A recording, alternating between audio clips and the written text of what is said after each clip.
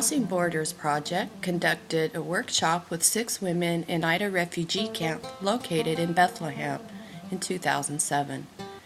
Aida Camp was established in 1950 as a refuge away from the Israeli-Palestinian conflict, which started in 1948 with the promise to return to their homes when the conflict was resolved.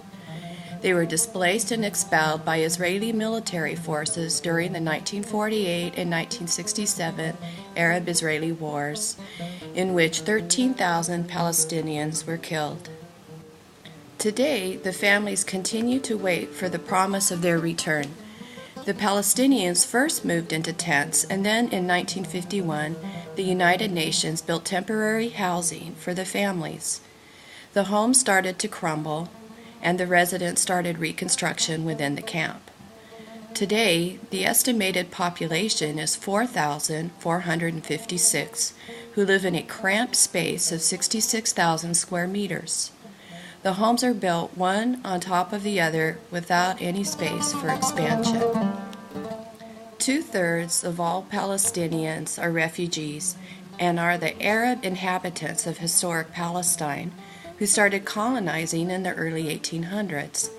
They make up around 1/3 of the world's refugee population and are also one of the oldest refugee groups. More than half live in Jordan, and 1/4 lives in the West Bank and Gaza. There are now more than 5 million Palestinian refugees. More than 65% has been dispossessed of their land in the months leading to 1948, known as the Plan Dalet, which was aimed at maximizing the amount of land for the emerging state of Israel before the British Mandate ended on the 15th of May. A total of 418 villages were depopulated, with a total of 150 Palestinians who lost their homes. The authorities of the new state demolished these villages. In turn, the largely peasant Palestinian population found themselves confined to refugee camps where they remained. Many continue to endure appalling living conditions and the deprivation of basic civil, political, and human rights. The United Nations Resolution 194 guarantees the right of return under international law, forms the essential element of a just and doable peace in the Middle East, yet it has never been implemented.